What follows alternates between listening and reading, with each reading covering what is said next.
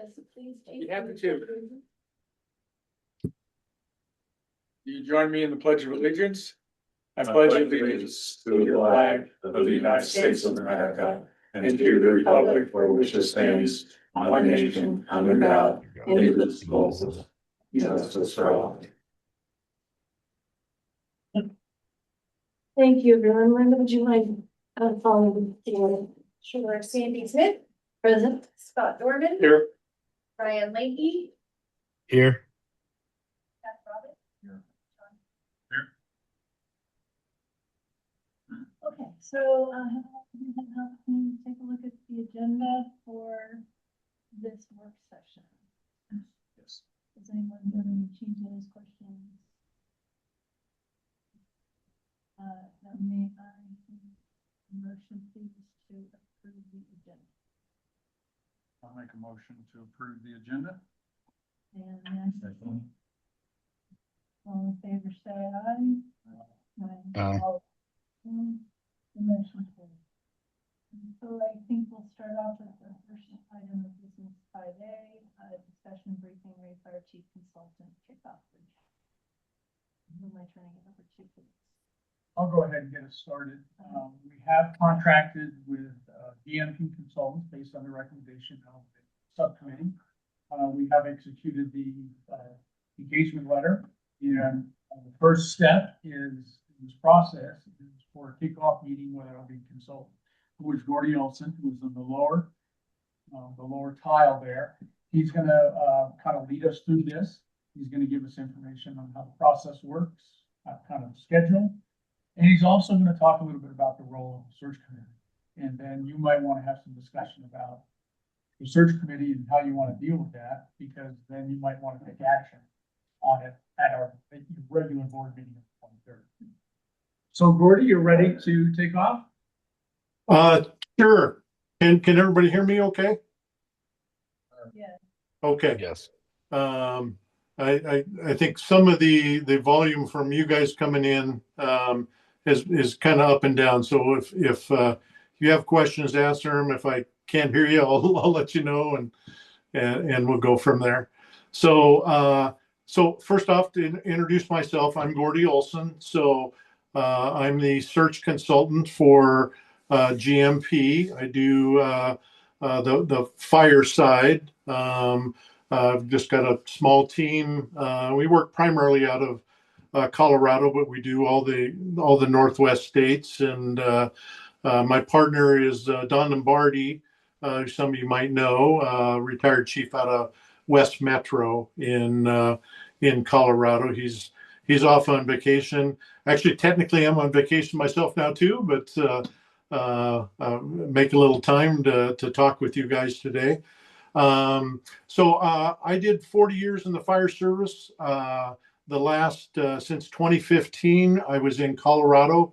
I was the fire chief in Thornton and retired there 2 years ago.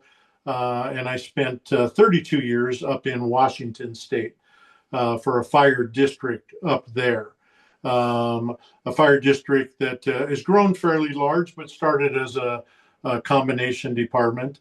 And then I also went up last year as an interim chief for 6 months to a one station combination department in Washington, up in Oak Harbor on Whidbey Island in Washington. So between Don and I, we both have been through departments similar to yours. Either we grew up in departments like that. So hopefully we'll be able to use some of that experience as we help find kind of the right fit for your organization.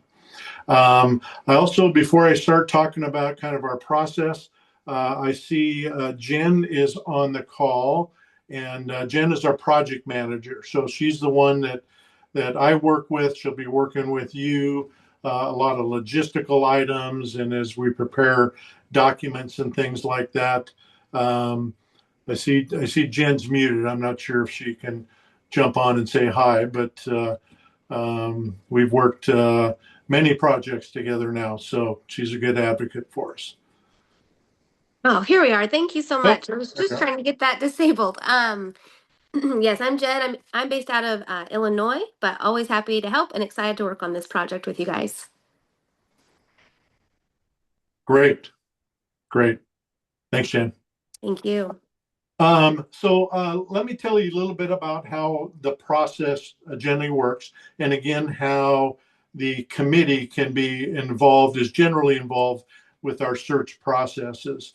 Once we've kind of decided, we've started off with this is kind of what we call our kickoff meeting, and we kind of cover things like schedules.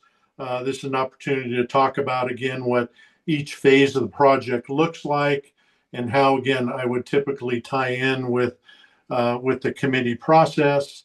Certainly, Jen is available if you want to get into more specifics. Sometimes we do on these meetings. Sometimes we get back a little bit later when we start talking about where and how we will advertise and some things like that.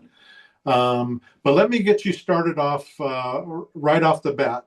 Right off the bat, what we like to do is build a profile of what the fire chief candidate should look like for you.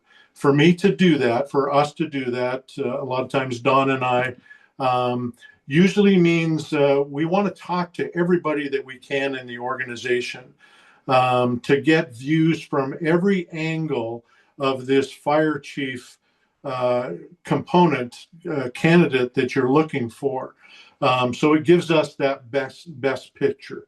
So we generally come in for at least one full day and do a lot of face-to-face meetings with groups, and we'll send you group suggestions, but typically it's command staff, administrative staff, board members, either as a group or individually. We like to meet with line staff. Sometimes we meet with neighboring mutual aid partners if they're important feedback that you want to see us get in the process. So generally it takes us about 2 weeks because following the day that we come in on site, there's usually a lot of one-on-one phone calls over the next couple weeks where, again, get a chance to talk to people that maybe weren't available when we came on site, or that want to talk one-on-one about the candidate that you're looking for, which is typically broke down to, what do you see going good right now? What do you see? Where do you want to see a candidate with more strengths? What kind of traits do you want to see? What kind of gaps do you have now that you want someone with those experiences? I certainly ask, and a lot of times I discover on my own different challenges or opportunities that the new chief is going to be facing right away or in the immediate future. So I put all those materials together. Then I come back to, generally this is the first step for that committee, is I come back to them with, here's what I found. Here's the traits and qualities and strengths that I've heard your organization is looking for. Here are the challenges that I see that as I start screening applicants, I'm going to want to see if they have experience in these challenges, if they've overcome them, and how they've done it. What do they have to offer? What can they bring to the table? So those are things that we run by the committee to say, are we on the right mark? Now, sometimes there are things that the organization wasn't necessarily aware of, or this just hasn't been framed in a way that I can bring back to them to describe it and make it more clear. So we make sure we're on the same page. For one, when Jen and her team start gathering materials to put together advertising materials and brochures and things like that, I contribute those traits and qualities, those challenges, those opportunities, and kind of the overall profile of what that chief could look like. But more importantly, what I learn when I come in and meet with people and I talk with people, and I'll keep talking with people, gives me more and more of a clear picture of candidates that are going to be a good fit for your organization. So to back up a step, once the committee has approved that profile, the advertising brochure and things like that, then Jen will also work with them to get their approval on where we're going to go out to advertise and what components, where you want to go, what works for you, and things like that, just to get the approval, because those are costs that you will incur for some sites. Some are free, but we'll walk you through each one of those. So once we're on the same page of, yes, this brochure looks good, the profile that you've told us looks like the candidates that we want to see, then we open it up for an application period, which is generally, once you form this committee, I would say that we would be looking for having talked with everybody and created the profile and got approval around mid-April, at which point in time we will launch the advertising and open up the applications.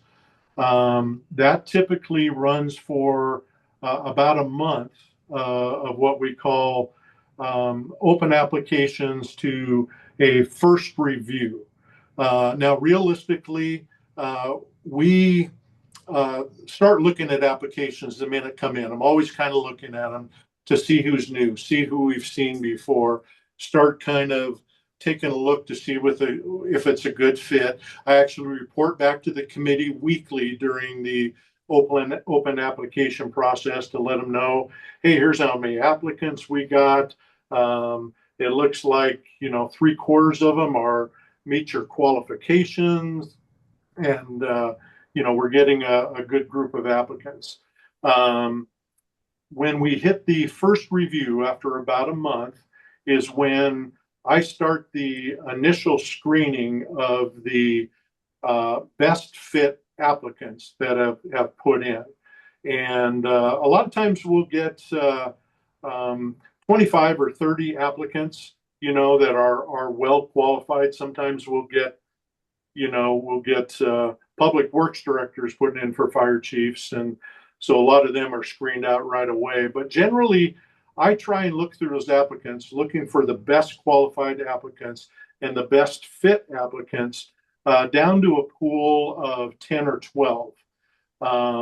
Once I get those top candidates, the one most likely to be a good fit, I start doing screening interviews with them to really start going down rabbit holes and kind of go beyond the resume to see if indeed what I've learned you're looking for, that they meet that best fit.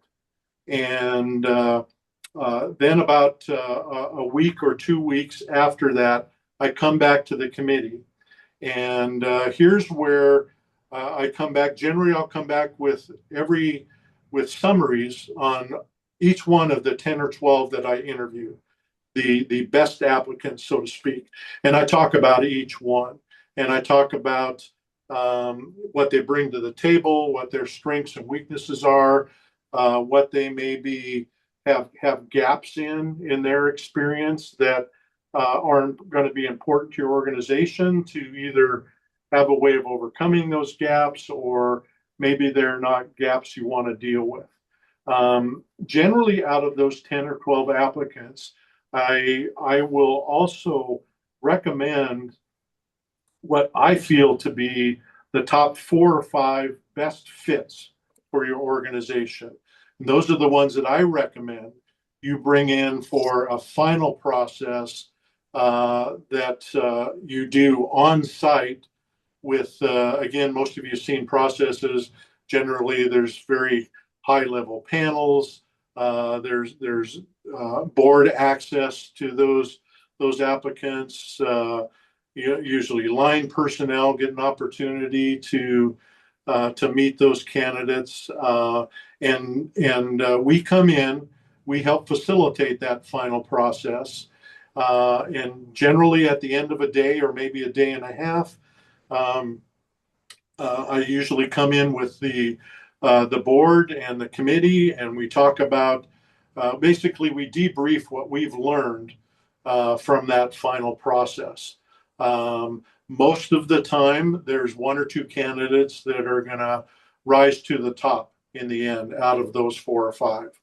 And that's where you have the ability to talk through each of them. Sometimes a board will choose to, hey, let's do one more interview with those top 2 candidates and ultimately make your selection.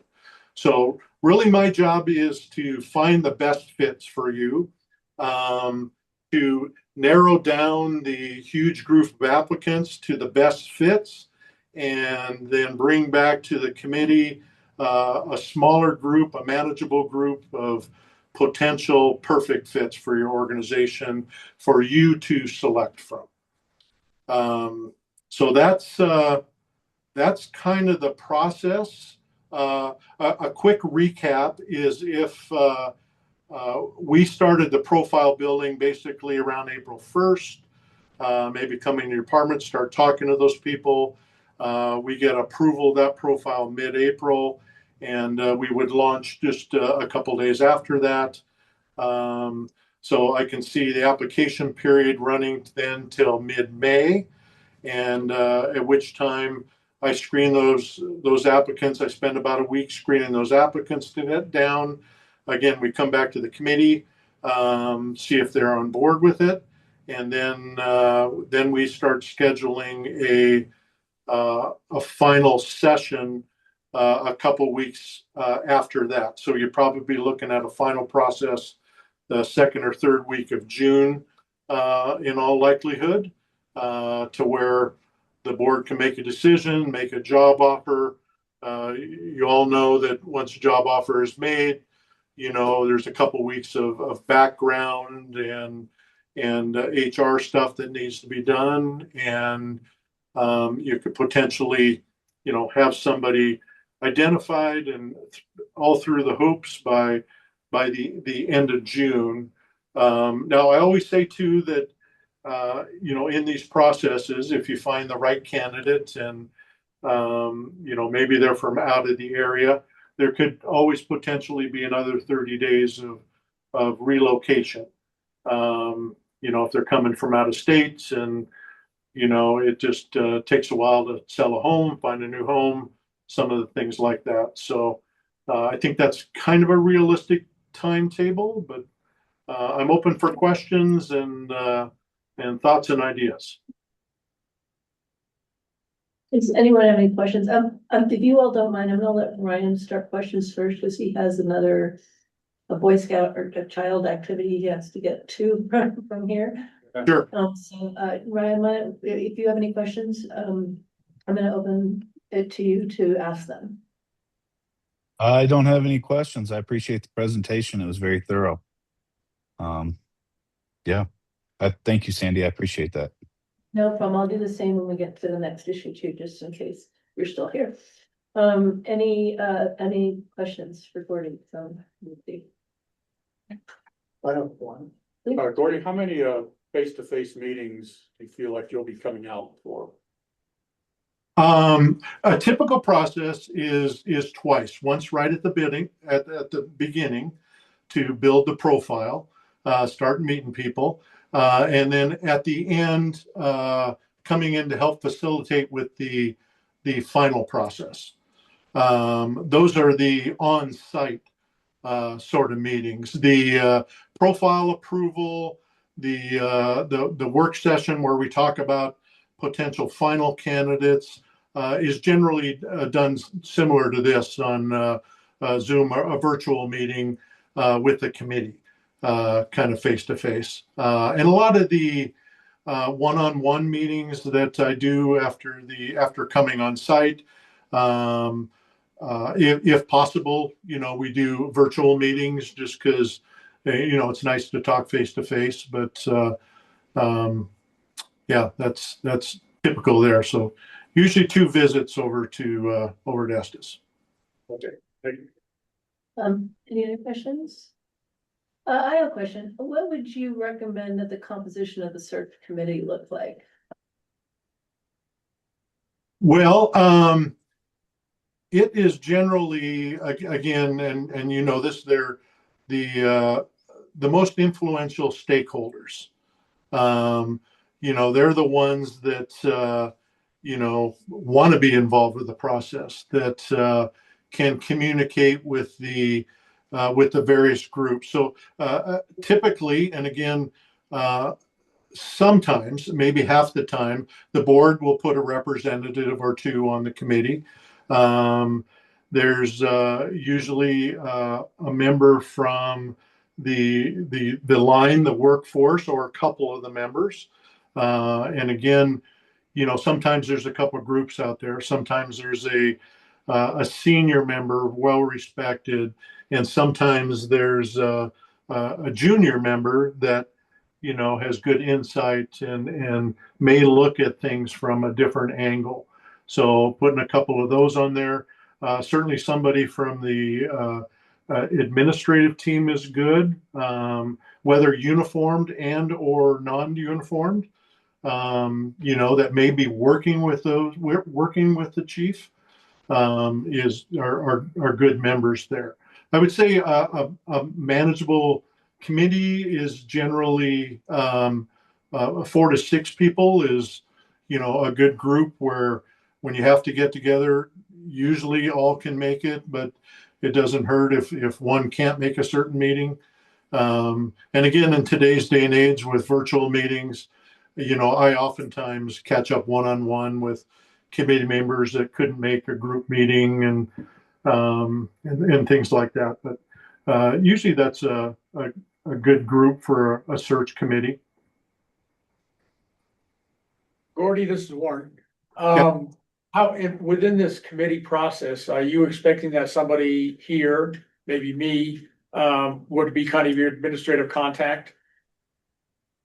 That would be perfect. I think in your situation as the interim and not being a candidate, yes, you would be very very good there too. A lot of times, Jen will also connect with you know, someone in your organization that, you know, can do the work that sometimes chiefs don't have time to do, and some of the background stuff. Jen, you got a comment there? Oh no, I think it is great to have one or two contacts within the city that can coordinate the two different groups together. And so that makes it a really streamlined process and very efficient. Yeah, and I think, Warren, maybe what we'll find is, yes, let's start with you now as we move forward. Some of the things that we need or Jen needs, you know, you may see right away, oh, let's go here for you to get that information and some of the documentations. But yes, using you, I think you're would be a good spot in this search process.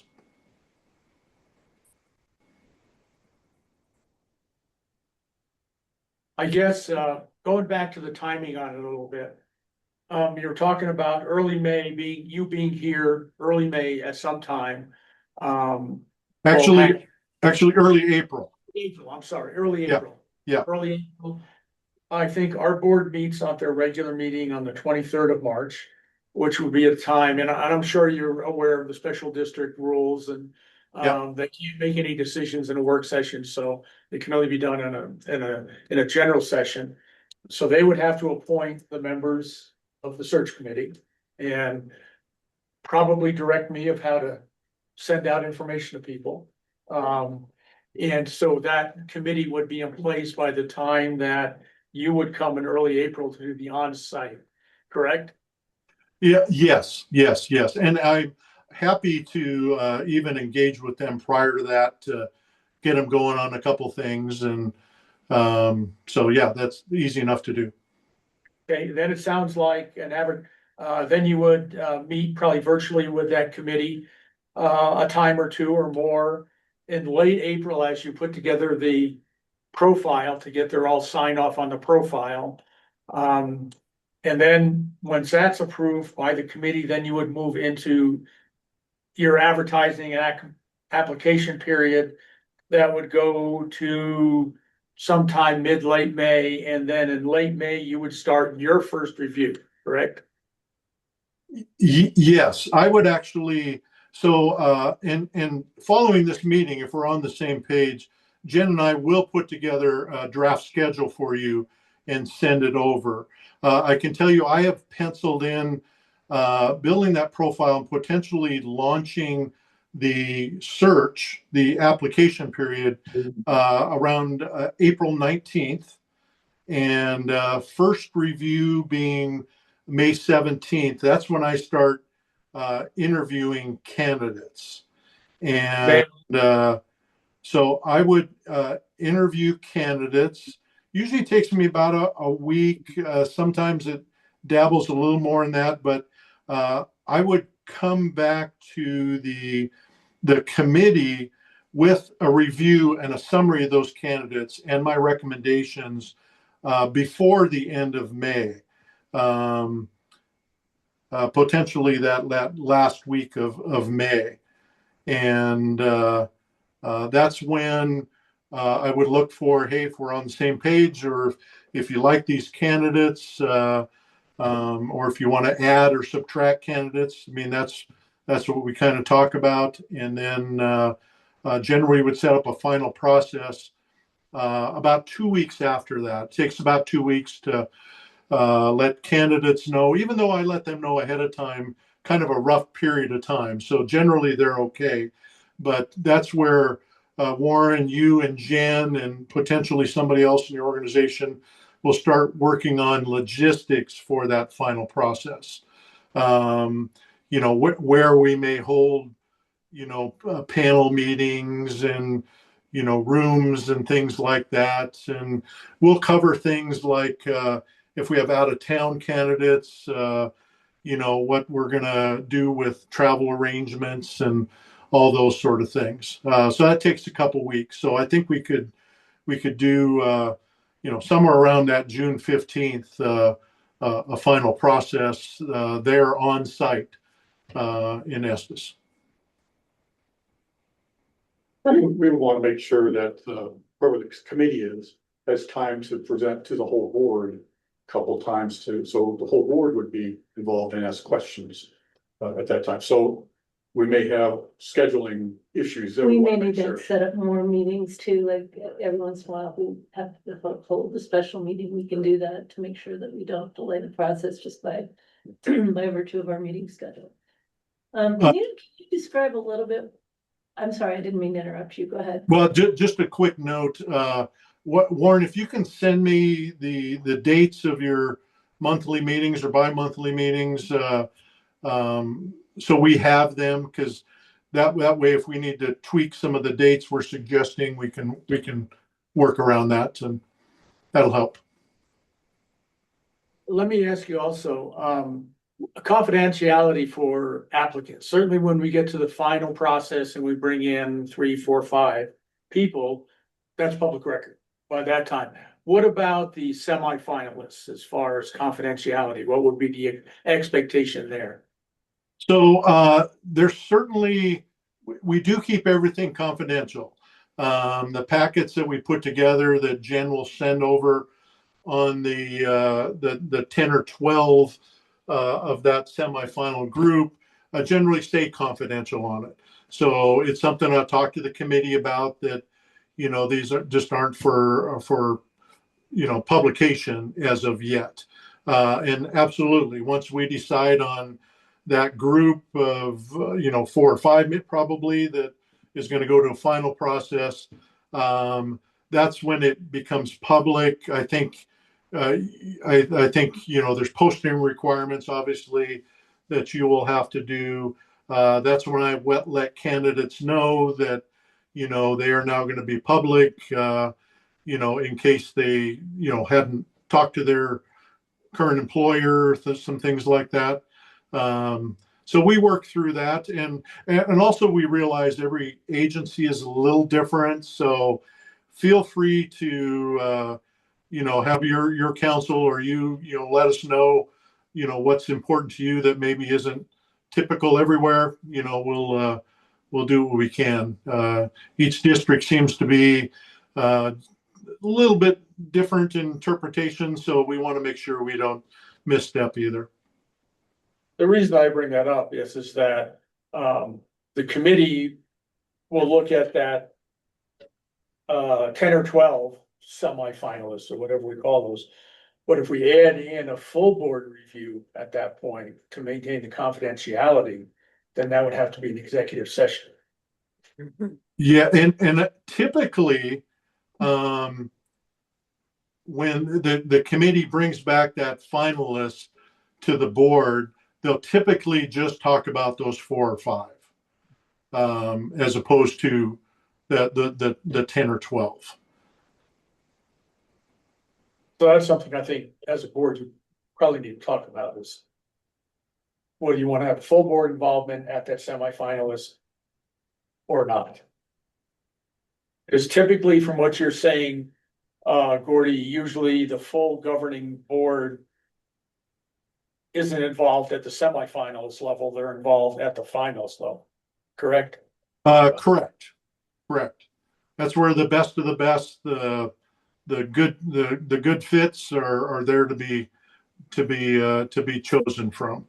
I have had one department I'm working with now, their board did want to basically approve that final list.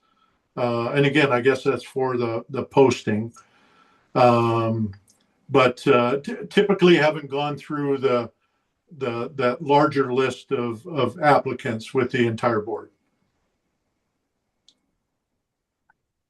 Okay, that's something we're gonna have to discuss, I think, today, when we get to the point where we start talking about the specifics of the committee, et cetera. I have a question about the panels that you set up to conduct the interviews of the 4 or 5 candidates that you've identified as sort of rising to the top. Can you please describe those for us? Sure. And again, ultimately, these panels are your choice. I typically will work with like Warren, with some suggestions. A lot of times, I'll see 4 or 5 different panels. And a lot of them, much like I had mentioned kind of previously, administrative staff, command staff, line personnel, mutual aid partner, chiefs from mutual aid partner organizations. Once in a while, generally it's more of a city department. I might see a community board. So it really is ultimately, who do you want to put in? Sometimes I've seen organizations take all the people from those groups and mix them up on each board. So it's really 4 or 5 boards with kind of the same personnel, a command staff, an admin, line personnel, and they're all going to, have roughly the same questions. Sometimes there will be more focused questions if it is a specific group. But we'll work with you on that to see what you're looking for. I will also say, most of the searches I do with a board, I've seen and found success where they put a board member into each panel, because it's good for them to hear different viewpoints from different panels. That way, when the board gets back to really, discuss that top candidate, everybody has a little bit different view because they're a different group or a different group of people. And so it's all input that works very well. Once in a while, I will have a board that, and I might have mentioned this earlier, that chooses to not do that, but they want to, in the end, interview the top 1 or 2 as kind of a final look-see, so to speak, before making a job offer. So open to it, certainly willing to discuss what I've seen, and but ultimately it really is your call. We'll work with you and help coach you through what is comfortable for your organization. Any other questions? Chief? No, thank you so much, Gordy, for coming on. I think we're all looking forward to working with you and Don. I think our next task is the search committee. Yes. Is dealing with that issue. Sounds like things are gonna move along pretty fast. It looks to me like there's kind of heavy lift in the first couple weeks of April. And then kind of a heavy lift towards the end of May. And then the final selection process at the end of June. So I need to be talking when the board chooses the search committee, then I need to be working with all those folks and scheduling. And facilities and all that stuff put together. But it looks like second half of June, probably the heaviest lift as far as on site. Yeah, that's the important part. Thank you, Gordy. We really appreciate the time you took to speak with us today. Sure. Reach out anytime, you guys all have my contact. Warren knows how to get a hold of me, and always happy to chat, answer questions, give coaching advice, experience, however I can help. Your success is our success, so we're happy to work with you. I think, Gordy, I think when you come and you do your on-site work in early April, you'll see some of the same issues that I think Scott talked about when he talked to Greg. Yeah. As far as there, and I think we're really looking at folks that are have experience in the Western environment that we have here is okay. So as soon as you and Jen, as soon as you get a kind of that draft schedule, if you can get that to me, that'll help me a lot as far as, putting together the logistics on this end. Perfect. Yeah. Warren, I'll be sending you a follow-up email and we'll just kind of discuss next steps. So don't be overwhelmed. We'll walk you through it every step of the way. Okay. Thank you. Thank you, Gordy. Thank you, Jen. That was good. All right. Thanks, y'all. Pleasure. Bye-bye. And so, I'll open it now for discussion around, let's start with the search committee and what, we think the composition of that committee ought to look like in light of what Gordy told us today. Well, I was adding up all the different people. I know, it's So I more think, than well, that's a four. lot more than 6. So I think we need to be cognizant of that, and not have so huge of a committee that it's not. That it becomes unworkable, Yeah, yeah. I think, with Warren on there for sure, and then I think one board member, or maybe Sandy should be the board president on there. Or if you don't want to, I'm happy to. Well, I had you guys still being at the search committee in my view. But maybe 2 board members is too many. well, it depends on how many other people you want to get on there. I don't think you need to count he as a member of the committee. I'm kind of the I think. coordinator. Okay, all right. Well, so let's see, if Warren is not a member of the committee, but he's the liaison between the consultant firm and the committee, Right. and we have 1 board member, so that would be 1. And then, he suggests, I'm assuming when he says line personnel that he's talking about our volunteers. So it sounded like at least 2 volunteers should be on the committee. What I heard him say was one a little more senior, one maybe a little more junior with good instincts. Think that was a good idea, or? Yeah, I think we ought to have someone in the senior position, when we volunteers on there. And then we'll have somebody in the senior position on the administrative side too. Right. Right. So if we had 1 board member, that's 1.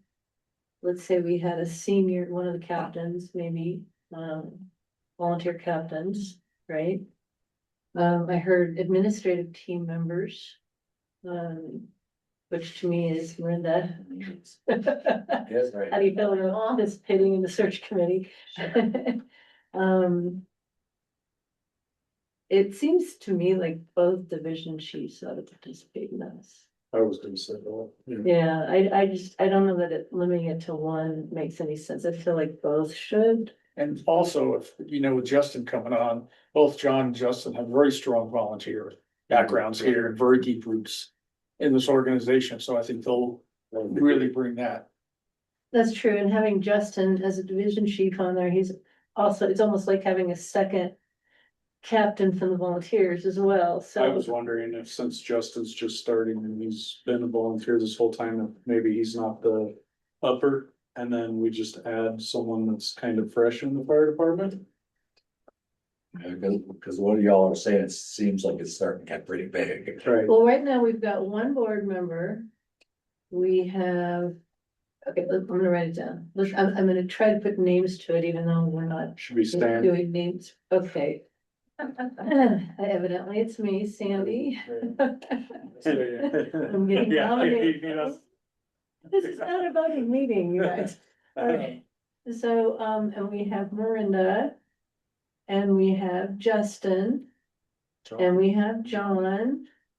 And then maybe someone that's kind of fresh, maybe not like brand What- new. I was gonna say, when you say fresh, I'd like to see some, maybe not a senior person, but definitely that's got some time in the seat here. Like 3 to 5 years is what I was thinking. Yeah, What it- Yeah, Like a volunteer, 3 to 5 years. That's 5 people. How does that sound to you all? You could probably, Plus the chief will be, I'll be a coordinator, so I don't think you need to count me. But I Well, I'm think if sure we you'll- add you, I would hope that you would Oh, I put will. your 2 cents in as. I think we make you, that gives us 6. I think we make you a member of the committee. So we have 6 of us. We have 1 board member, we have 1 staff, administrative staff member, we have, basically, we have the 2 division chiefs, we have 1 who's a younger volunteer, 3 to 5 years. And so that's 6. Does that sound like a good? I agree. Okay, What about like, I'm trying to think of someone like maybe kind of public. I don't know if there's somebody that is around a lot that's a member of the public that might, I mean, because we talked so I about. think we weave them in when we get the panels. Oh, that's right. Yeah, Right, That's so right. that- Yep, my bad. This is That's right. just the search committee that's developing the profile. I kind of have a feeling that someone from the public isn't gonna have the No. first foggiest idea how to develop a Yeah. profile. There is, we're sitting at 6 now. I don't think 7 would be a tremendous stretch. You know, It wouldn't, but who else would we add? I mean, it's Uh, usually a group Deputy town administrator. to the search committee, Oh, no, that's right. Yeah, that comes later. right? So So I would. I wouldn't- I'm just thinking about one more member, one more operations member somewhere there. I wouldn't want to exclude either one of the captains if they both wanted to be involved. Justin and Rick. Yeah. I Yeah. think if we, Justin and Justin's Rick, already- Yeah, That Yeah. gets you to 7. yeah, that puts us at 7, and I think that's still a fine number. Yeah. I said we have both Justin and Rick. That, we've got both volunteer captains, and we also have both division chiefs. Yeah. Because we've got Justin. John and Justin. Yeah. So that's 1, 2, 3, plus Miranda, plus a board member. Let's say younger 3 to 5 years, volunteer and a, and interim chief judge. I think that's. I don't know if we should call it younger because they don't have to necessarily be younger. We got some older Well- volunteers that have been there 3 to 5 years. That's true, that's true. So, yeah, you know what I'm saying. Yeah, Similar, yeah, yes, less senior. more junior or whatever, less senior volunteer. Okay, that's 7. I think that's manageable. That's probably. All right. no, I wouldn't. Okay. Okay, so we have a plan for what to discuss about the composition of the committee when we get to our March 20. Would you like, I'm happy to serve in the role. I know I'm laughing about it, but. Well, I think that's important. There's a board president, you have a lot of.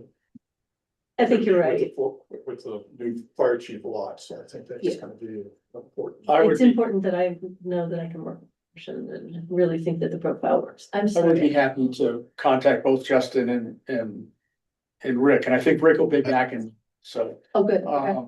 He may not, he can interact on thing, but I could ask them to recommend the third Okay. Yeah, One that's- thought on that before we move forward. I hate to exclude auxiliary in this altogether. They've become a pretty heavy part of our department, and they will be working with the chief pretty close as well.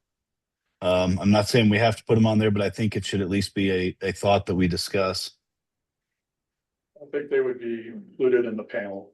I think they're gonna Okay. be in as well, yeah. Yeah. Just like town, yeah, I think that's very good thinking, yeah. Okay. Well, because the search committee is really gonna be developing the profile, what is it we want in a fire chief, and I'm seeing that there's gonna be a heavy emphasis and input, I think, from the operational folks, the volunteers. I will have some points of view on that, but obviously much more limited than those folks will, because I don't, not an operational person here, but I think Miranda and I are sort of a globally administrative side of things, and as the board president, I also, you're right, I'm gonna have to work with this person a lot, so having a sense of what they need to do. And I think it's really important that John on there is risk reduction side. And fire prevention. Oh, yeah, both division chiefs need to be there. What I like about this mix is that Justin right now gets to serve in two capacities, both as a captain of the volunteers and as a division chief. So Right. one person, two whole universes that he represents. That saves us having to add another person to the committee, so. Hey, let me just circle back to make sure I will communicate with Justin, because Justin's still a captain, one of our captains now, and Rick, and they tend to be the leaders, of our volunteer group. I'll approach them and say, the board would like a recommendation from you two of another volunteer, preferably somebody on newer side in the organization that 3 to represents 5 years. more of the, our newer members.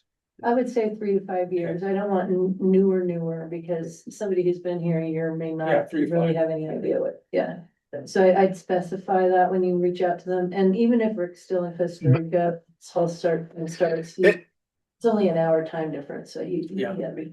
We've got Sorry. a lot of volunteers that have been there for 10, 15, 20 years, and they just haven't stepped up into a leadership role. That's kind of what I'm envisioning. Somebody that's 3 to 5 years is a great number, but somebody that's been there, been active, has a good understanding of the department, but maybe hasn't stepped into that leadership position of being an officer. Yeah, I think that, I think let's let Justin and Rick take the lead on identifying the person they think would be good for us to work with, since they're so tapped into the volunteers. What do you think of that, Ryan? Does that make sense? Let's change. I think so. Change it to the 3 to 10 years. Yeah, just a 3 to 10 year, it doesn't necessarily, I don't want them to get hung up on either being, 3 to 5, 1 to 2, 3 to 5. I don't want them to get hung up on that. What I think we really want for this search committee is a volunteer that's not at the captain level, who has very good insight and good instincts, and is willing to participate and has the ability to participate in a meaningful way on issues related to what are the qualifications that we're seeking in the person that we're going to hire for the chief position. They're going to be in a good position to be able to identify that person. It could be someone who's been here 3 years. It could be someone who's been here, say 12, that just they're not a captain, so. I just want to make sure we don't use the words younger or new. Yeah, and maybe not even the number of years, just, we're looking for somebody who is not a captain and who has, enough insight into the department that can speak meaningfully to the issues. Okay? Make sense? Yeah. I like. Okay. Yeah.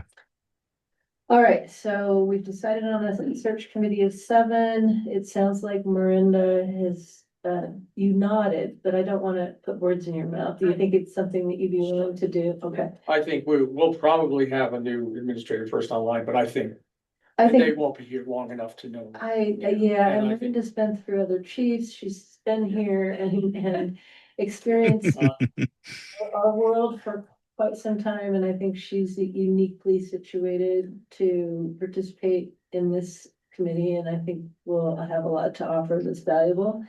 I will do it. I think you're right. As the president of the board, that's something that I really should do. I think having both division chiefs is key, and certainly you're willing to do it, right? And I'd be shocked if Justin wasn't, and I'm sure Rick will be. And so and then we'll let Justin and Rick, and then you're gonna be on it, and then we'll let Justin and Rick, propose who the other volunteer will be. Okay, Okay, if we have any other people that we think we should or want to change any of these, we can talk about that, but we can't agree to this. we're today. not agreeing on it today. This is what we're going to discuss. Number of Yeah. people today. Yeah, and we'll discuss it very often. Oh, yeah, I know, but you know, I guess from my perspective, I'm finding out if they'd even be interested, so we can discuss them the next time. That's right? fine. Yeah, so let's just keep those things in mind for the next meeting, because we're gonna, you know, I'll put an agenda item on, an item on the agenda for this discussion.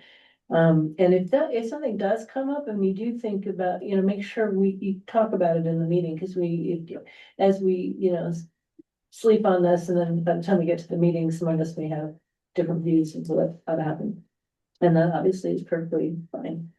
Okay, so the other thing you raised that we might want to talk about on this subject is, well, is there anything else? I don't think so. I don't think so. I think, Whether we'd have to go to executive session or something, that's something we'll have to do. yeah, I think you need to discuss that, because that is that's a wrinkle. You know, the more players, it introduces more discussion, more time, more potential threats to confidentiality, just because more people, Right. you know.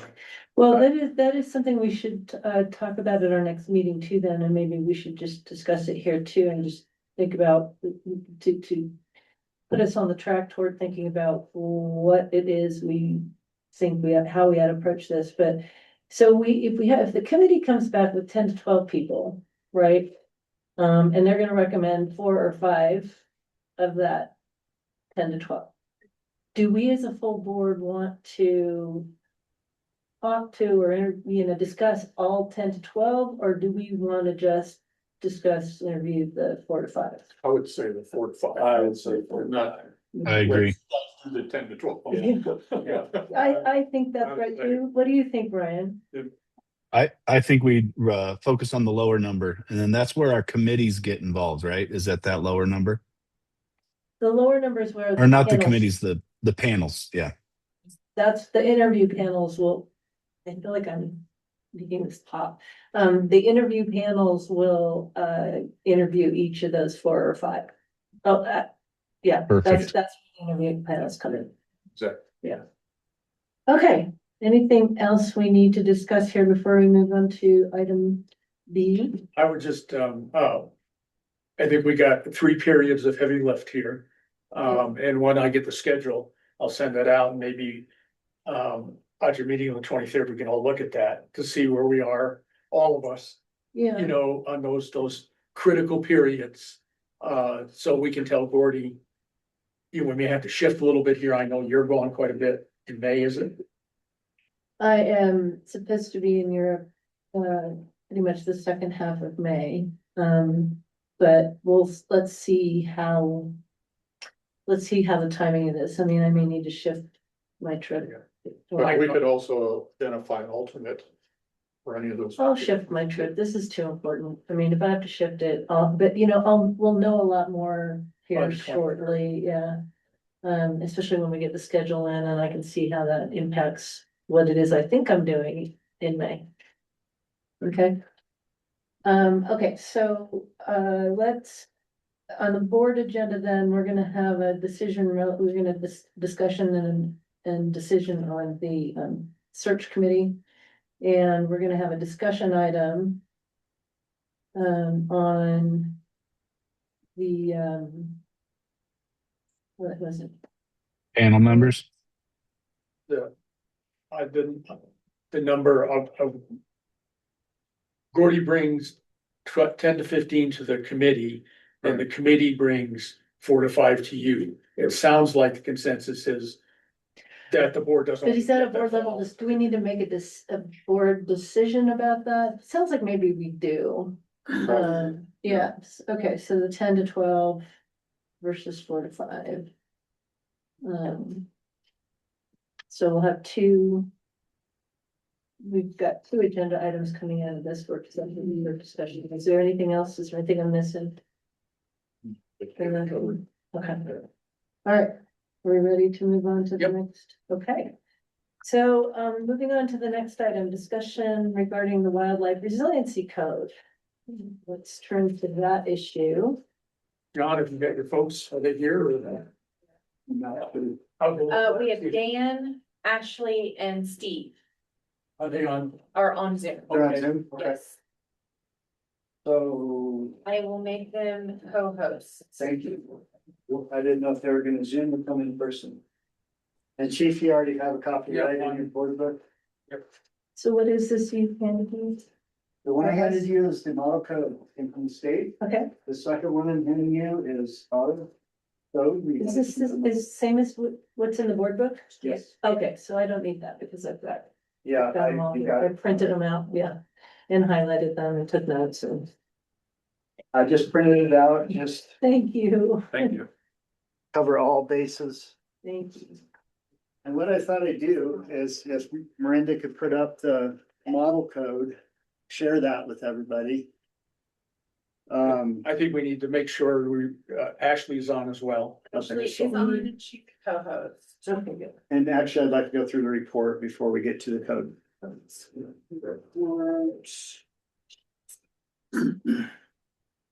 Okay. All right, so the goal of today is to iron out any questions, iron out any changes, so we're ready to adopt at the next full board meeting. So, hopefully you've had some time to look through it. I want to compare the two documents. We'll talk about how this process went, where it came from. We'll get through that in the report, and then we'll go through the document section by section, or however detailed you want to go, and identify any concerns. Thank you. Okay. So again, just as a reminder, you can scroll down a little bit, Miranda. This all came from the state of Colorado, Senate Bill 23-166, I think is what comes to my head. It's in the body of the text somewhere in the report. Developing a wildfire resiliency code board that was to develop a model code to push out statewide for wildfire resiliency construction, basically. So we skip down to, and again, just as a reminder, we have a deadline of April 1st of 2026 to adopt. We can wait until July 1st to put it into effect. That's gonna be my recommendation, is if we adopt now in March, that we wait till July, because the town also has to ratify it. So we need to give them some time to do that. Their board meeting is the day after our board meeting. There's no way they can get that on their agenda to do that. May I ask a quick question? Sure. You said that in your report that the code we have to adopt has to meet or exceed Correct. the standards that are set forth in the model code, and is that coming from that same statute, 23-166? Yeah, and that came from the code board. Okay. Yeah, Thank you. yeah, it has to meet or exceed to be accepted. So if we go down to the bullet points in the present situation, again, there's that Senate bill passed in 2023. Code board was established. They did adopt it in July of 2025. I brought this subject to our district board as soon as we heard about it. And I heard about it first at State Fire Chiefs Conference, I believe it was in October of 2023. So it's been going on a little while. So it was previous board prior to you. After this board came on, we had a presentation, I believe, in June of last year, and then again in October. And then again, last meeting, so we've talked about it several times. So I've been doing my best to keep it out there. Local focus group was formed when we started addressing this, consisting of Steve Correcchia, Dan Wester, Stacy Sutherland, and myself. And Steve is the Community Development Director for the town of Estes Park.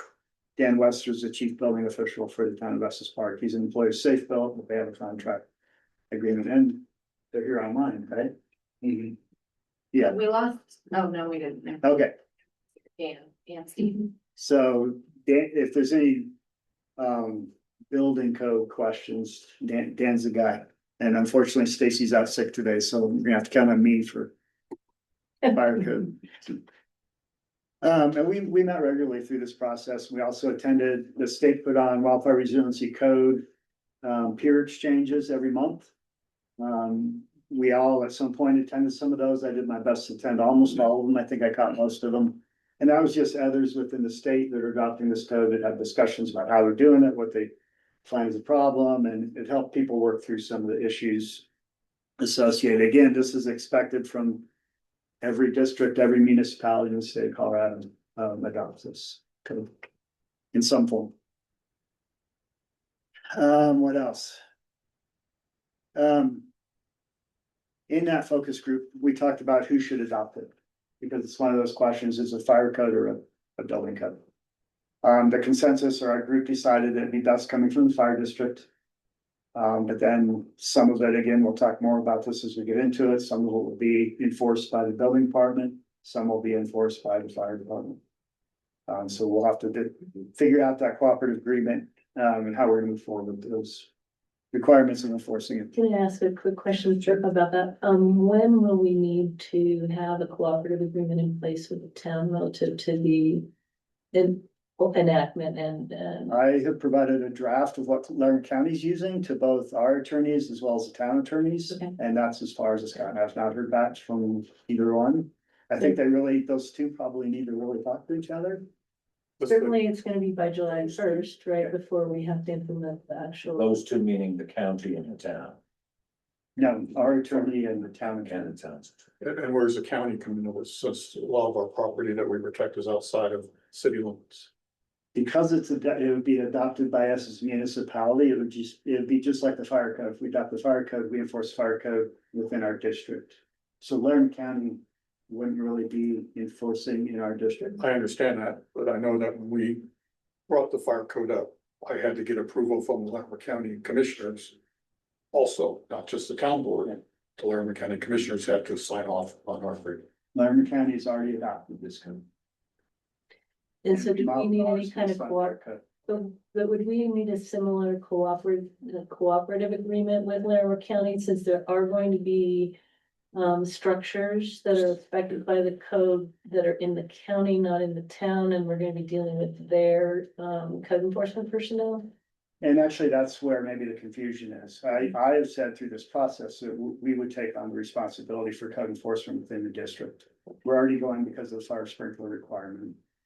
So to add a little bit, to me, just made sense and not have somebody come up before Collins Sure. for inspect the landscaping around the house, and we're already there. But are they going to have to come to inspect any structural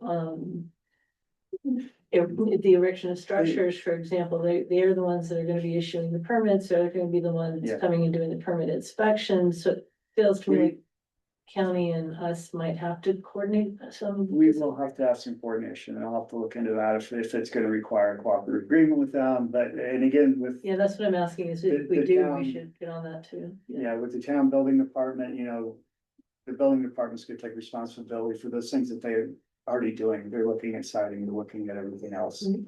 So you don't Laramie anticipate County it's would be a doing the same complex thing. coordination agreement, it's not gonna be a complex coordination agreement. That's pretty simple. Okay. So again, that's why we're adopting it first, and the town will need to ratify it. And because if we stay very similar to the county, I'm not sure if the county commissioners would also have to ratify it, that we adopted it like they would a fire code. They did go to a different fire code with this adoption. They adopted it with the 2024 codes, all the ICC codes. And that was how they decided to do the process, and we'll talk a little bit more about that when we get into the details of the.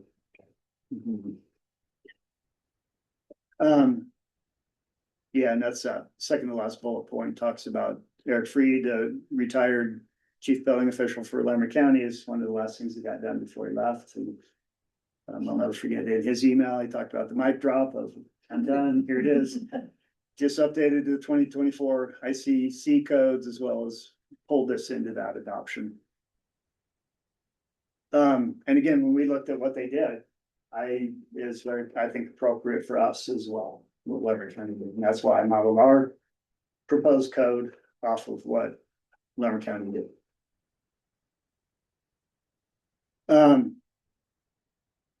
So again, the goal is to get through this and have a final version for the 23rd, so you guys can vote on it. So go down to highlights. This I know is one of the questions, so I just wanted to talk about it here. And I just pulled this out of the code.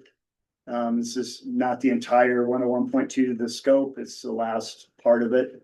But buildings and conditions in existence at the time of the adoption of the code are allowed to have their use or occupancy continued. Such condition, use or occupancy was legal at the time of adoption, provided that such continued use does not constitute a distinct danger to life or property. So that's saying it's not retroactive. So if it's existing, unless there's an extreme, a distinct danger to life or property, it doesn't apply. That makes sense to everybody? Mhm. So it's not retroactive. 101.6 talks about roof coverings. And again, this has been one of the questions that we knew, so I just wanted to take these head on. Again, that 25% or more required to bring the roof up to this code.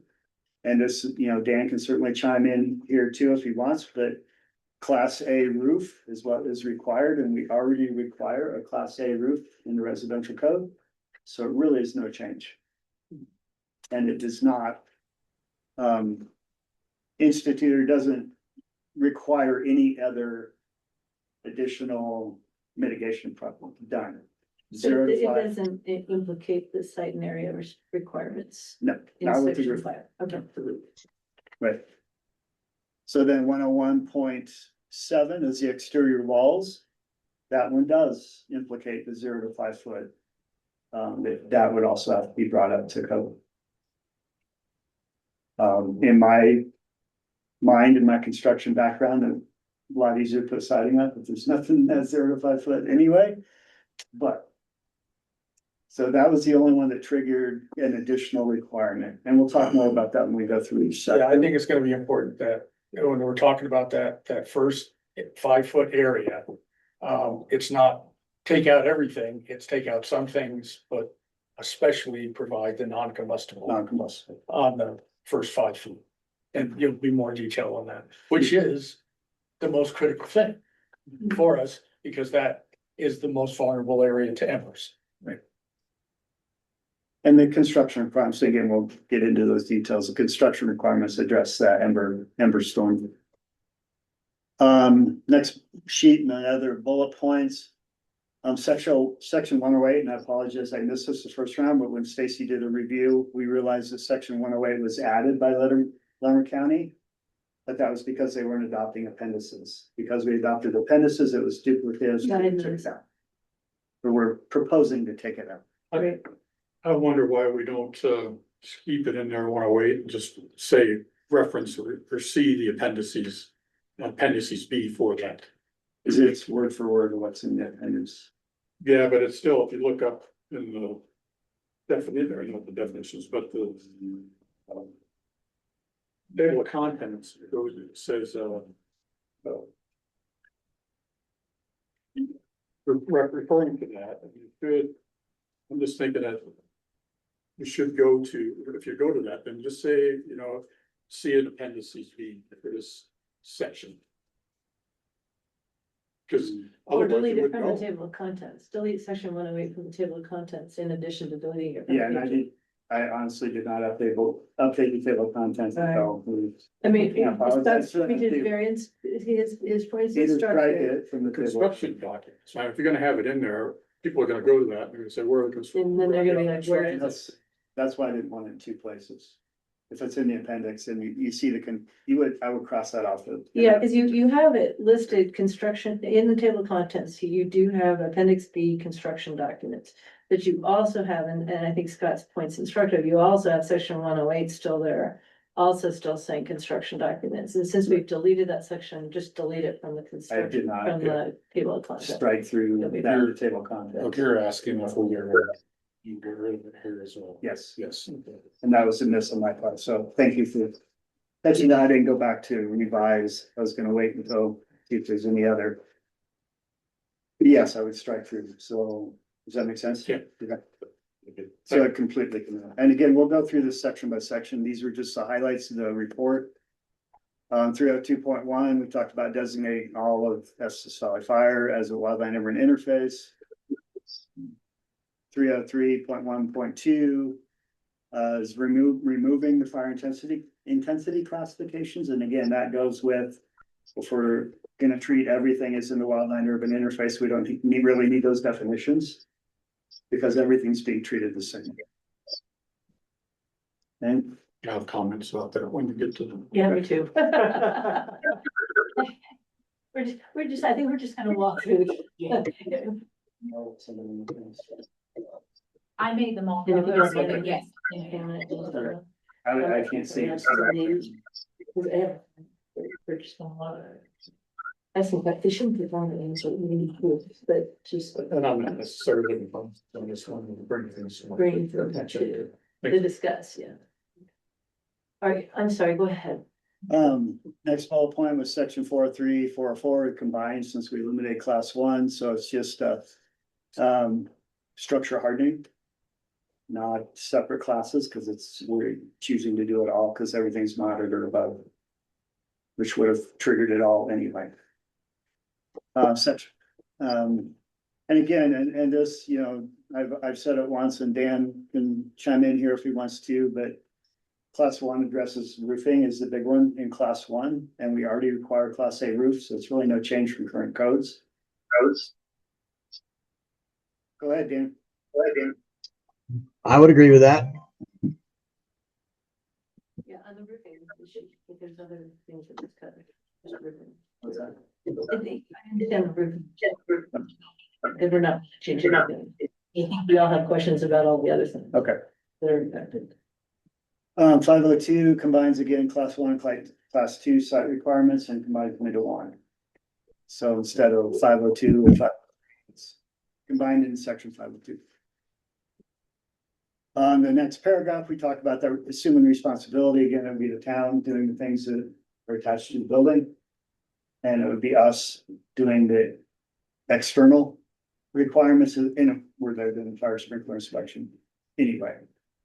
So we still do fire and sprinkler inspections now. It's not a new process in that respect. So again, we've talked about the advantages and the disadvantages. I don't feel the need to read through those with you unless you have questions. And I think that's it for the report. So I know that I want to walk through the code. Yep. Some of the code provisions. We're also probably going to need to talk about the impact of our adoption previously of the map.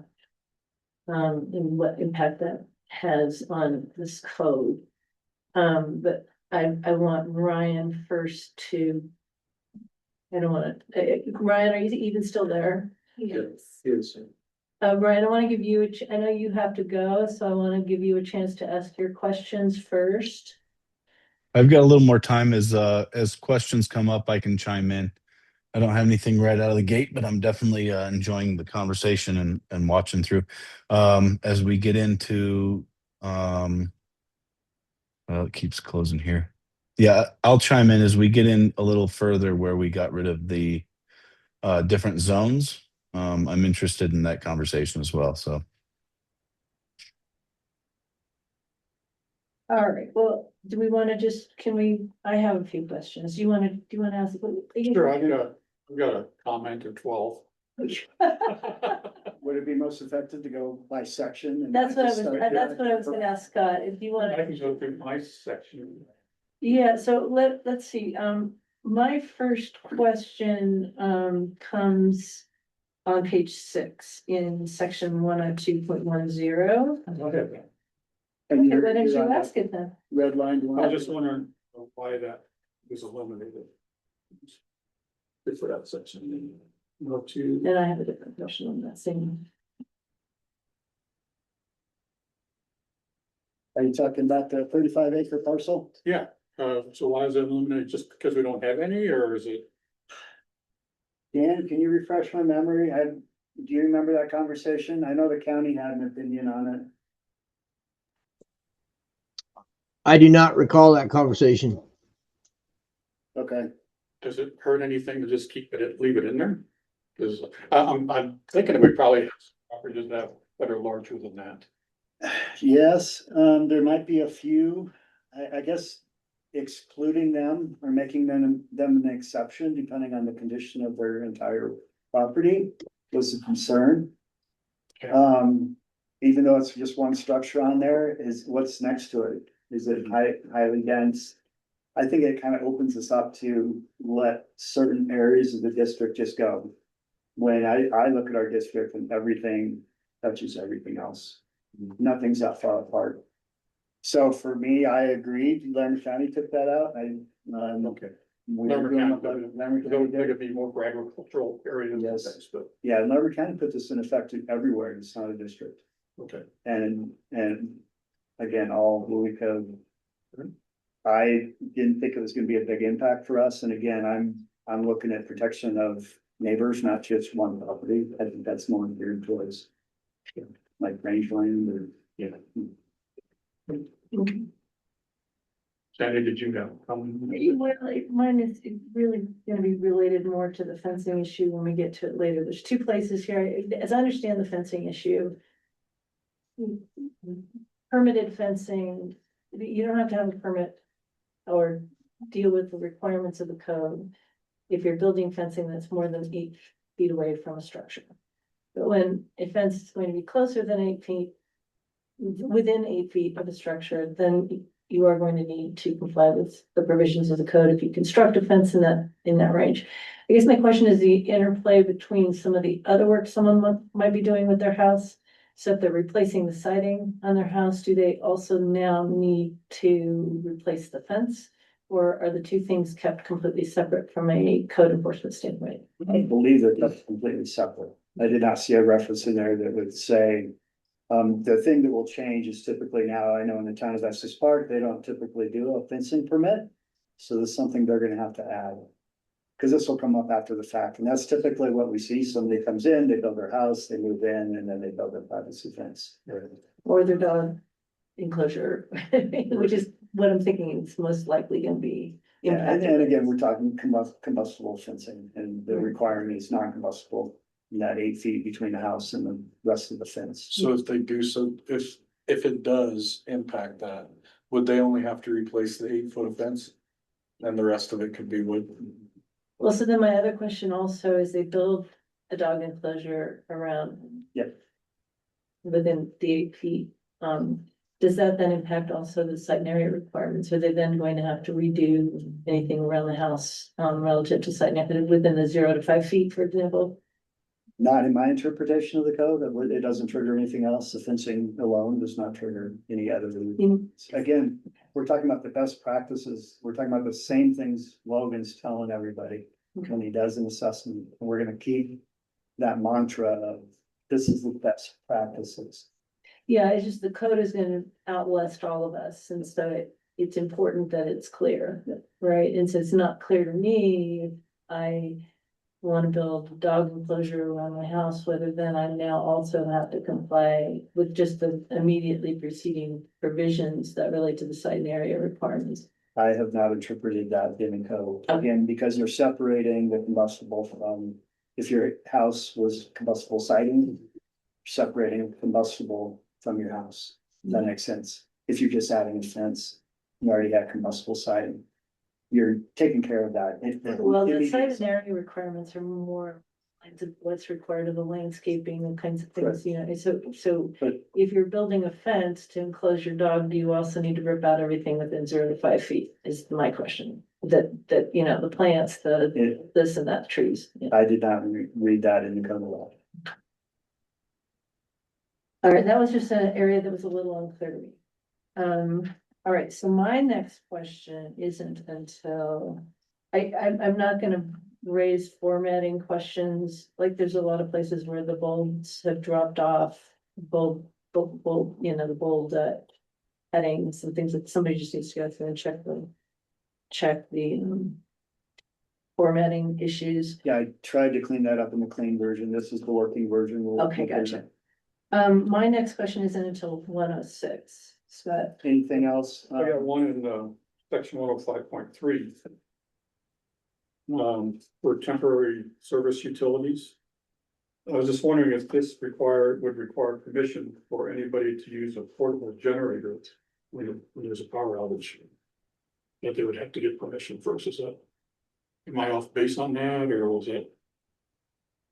Temporary service utilities, I would think that a portable generator would fit into that category. I was just wondering if that would mean that it would have to be okay.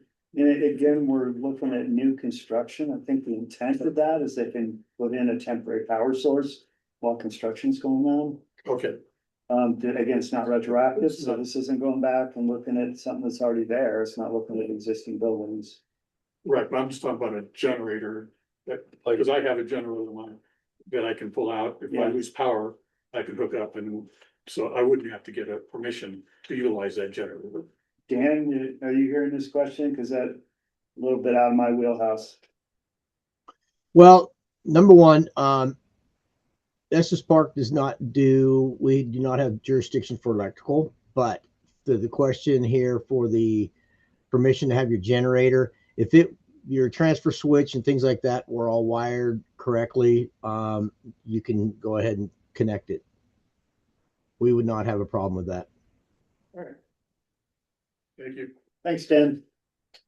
You're Okay, so welcome. my question is on the same page. It's it's just a suggested revision, because I think you were trying to say exactly what the code says.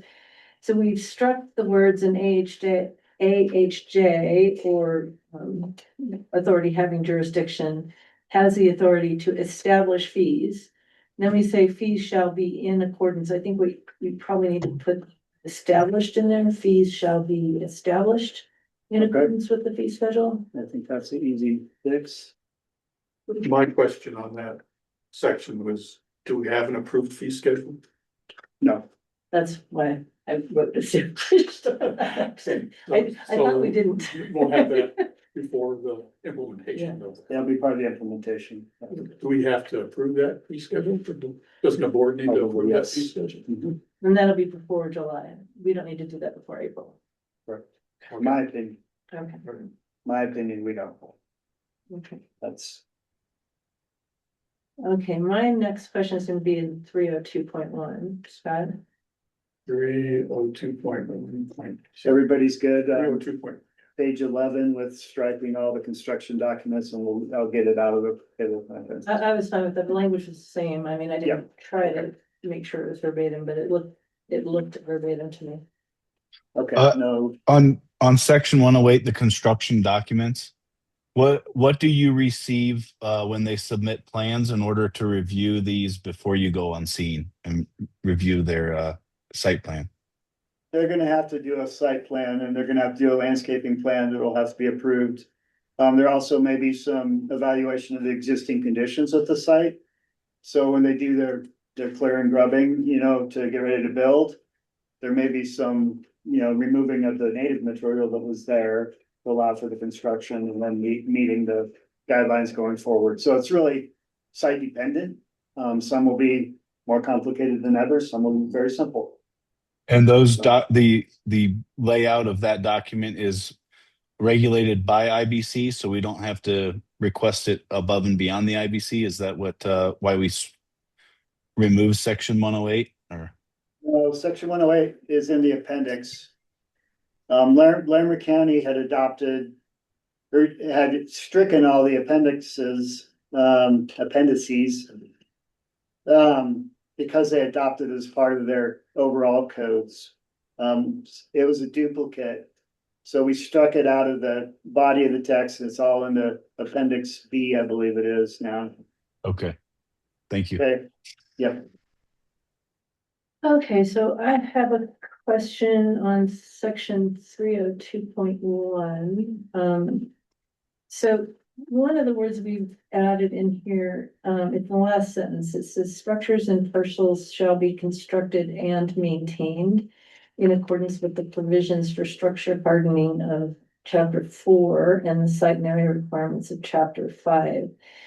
I didn't see the word maintained in the model code, and I understand in this section. Right. I think that we should also refer here since we're referring to chapters 4 and 5, we should also refer here back to section 101.8, which does talk about maintenance. And, since this is the only section in the code that I had seen that actually addresses maintenance other than 101.8. And it's a little bit inconsistent, I think, to say that existing structures have to be maintained consistent with chapters 4 and 5.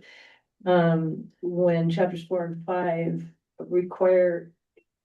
don't require certain things to be complied with relative to existing structures, and the implication here is that this does relate to the maintenance of existing structures. So I think we probably need to refer to 101.8, and 101.8 itself says, with regard to maintenance, that building structures, landscaping materials, etc., are only required to be maintained in conformance to the code edition under which it was installed at the time.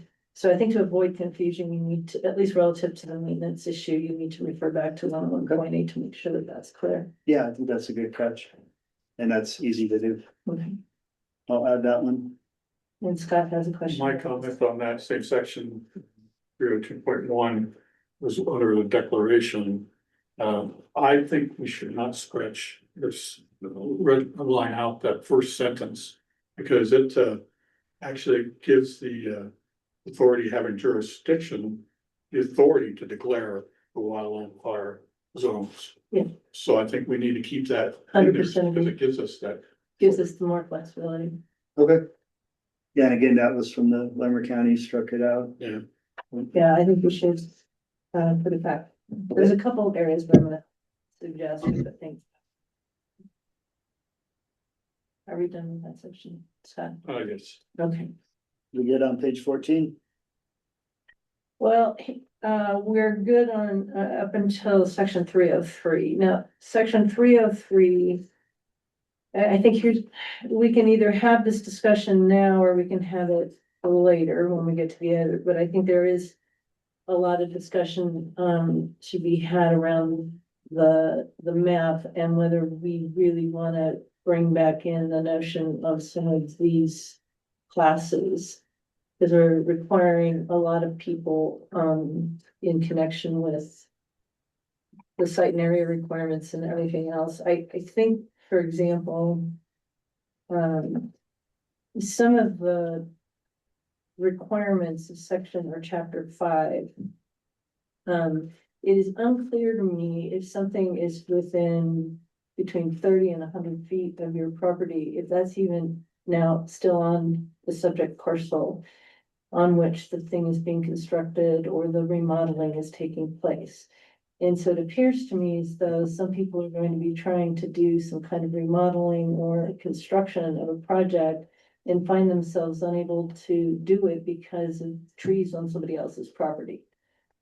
Or the house that's. Or the house on somebody else's property, because there's no limitation in chapter 5, as I read it, that even limits it to the property that is being constructed upon as the permit is being evaluated.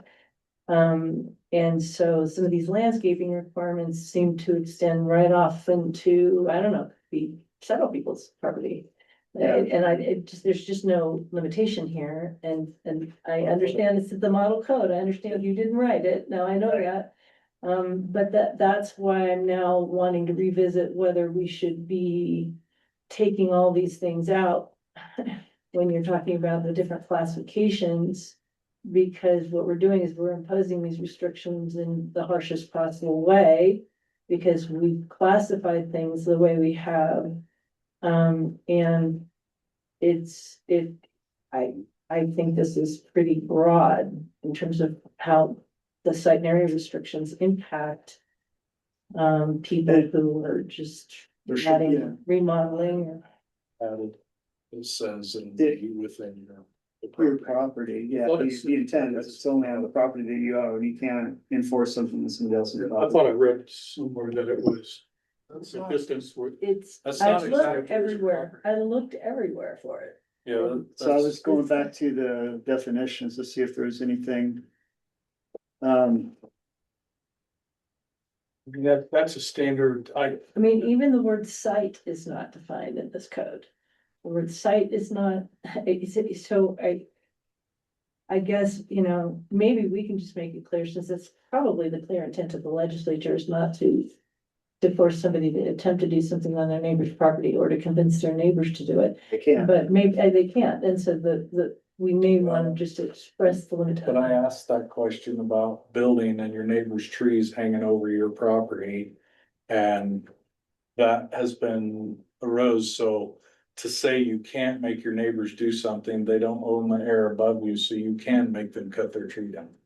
So if we don't define where the boundary of it is, then it could be, I mean, if somebody else comes in later and reads through this and they're like, no, your neighbor's gotta clear all their trees for you to build a house with. Well, this There's is the not- problem I was right. seeing Yeah. with this, is that it could impact, you know, whether you can do what you want to do on your property is suddenly impacted by what your neighbor's doing on theirs, Right. potentially, just by virtue of the lack of clarity. And so Ashley, are you there? Yeah, I'm here. So I understand that the state legislature has essentially limited us to expanding and not restricting anything in this code. But for the sake of clarity, would we be able to address this issue in terms of at least defining the word site or doing something like that to make it pretty clear that we're not you know, indicating that people have to somehow deal with the effects of the trees that's growing on their neighbor's property, but, you know, has branches or whatever that don't overhang theirs. Yeah, I think we could. And I think we could then put in saving language too that says something like, you know, this is intended to be consistent with, you know, the model code, but provide some clarity. You know, if there's a finding of inconsistency, you know, the district's relying upon the model code or will revert to the model code, something like that, where we can make that happen. So that is a comment that I have relative to chapter 5, which I brought into a discussion actually of chapter 3. So I apologize for that, but at the same time, I think it's worthy of note because there's, you know, if we can do some of the things that Ashley just said we can do, we can define things more clearly so that it's very, you know, we're not creating this hugely expansive definition of what the site is or what it is that people have to do, then I can grow a little bit more comfortable with it. But again, I feel that, you know, part of the reason why is that we took all these classes out where there's a lot more detail and a lot more definition. And we're now just imposing a sort of broad scale restrictions on people because of the way we've defined them out. So I'm just opening that for discussion. I might be the only person, so you all can. I actually would like to bring up something that actually happened to me, and I know that we're like, oh, no, it doesn't go to the neighbors, but we do need to define that, because like, I did a new plat map on my gravel pit up there. And when I did the plat map, I think the guy that got put on my plat map did not understand exactly, or maybe he was new, I'm not really sure, I didn't get to meet the guy. But he was bringing up things that didn't have as-bills. Not only on my property, but all the properties around mine. And so I think it definitely needs to be etched out clear for newer people that, you know, maybe don't understand the, let's say, common sense behind it, but, because, yeah, I was like, well, I can't make my neighbors get as-bills, that's, so, but they absolutely tried to impose that on me. So a 3-month process ended up taking 18 months. And 15 months of it was me going back and forth with them, and then they put another guy that was seasoned on it, and he was like, he just wiped it all off, and it took 3 months to get it done. So, it is, I agree with Sandy, it does need to be laid out pretty specific. And there's a place we can do it in section 304.2, because I mean, the model code was attempting to have, the code official basically said what, that the fire, said the wildfire hazard area and associated requirements shall be based on a review of the vegetative fuels on the parcel.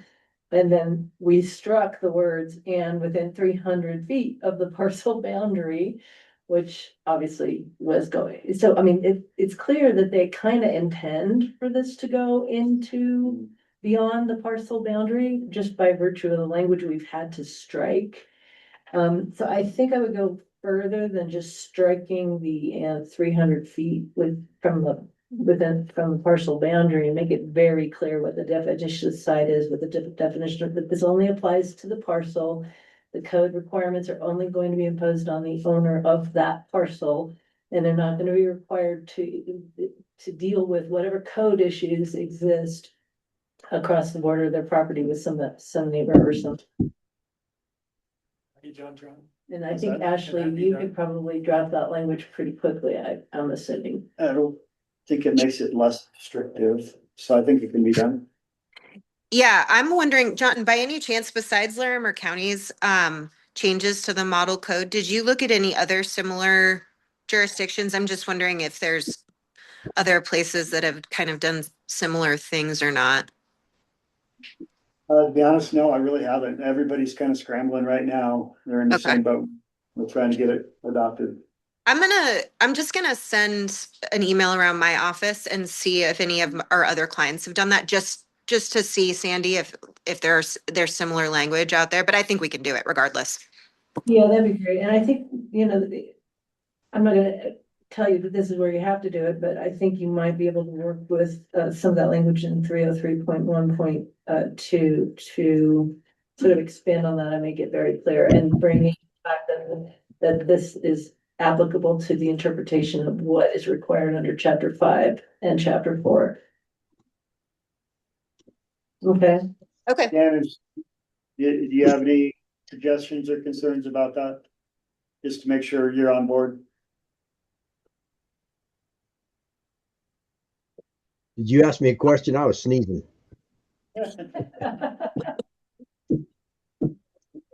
We're gonna look to add some language to define the site, to make it clear that the code is enforced on the subject, so I'm not going to the neighbor's parcel. Yeah, I just think that's an overreach. If you want to know where I'm at on that, I think it's going to be impossible for a lot of these people up here to build if they're relying on their neighbors to be compliant as well. Well, we're trying That to is- restrict, they wouldn't. Yeah, we're trying to define it so that it's clear that they don't have to rely on their neighbors. Right. I would agree with that. Okay. Thank you. Okay, I think we'll get back to this. Stuff. Yeah, I have. Again, it's that same section 303 or 1.2 on the map. We state that wanted to scratch out fire intensity classification areas on that first sentence, and I'm thinking that maybe we should keep that in because it gives us the authority in the future, say that there's a new fire intensity of extreme comes out. And that will give us the authority then to state that. I guess the thought process with taking the fire intensity classifications out, it doesn't change the requirements. It just complicates. It doesn't change the requirements, but it actually makes it clear why you had those requirements, especially in the high intensity. Because people are gonna say, well, got a wildfire high intensity downtown Estes Park. Why is that? Well, in the characteristics under that section, it includes urban core areas. Because of the density of the fire load.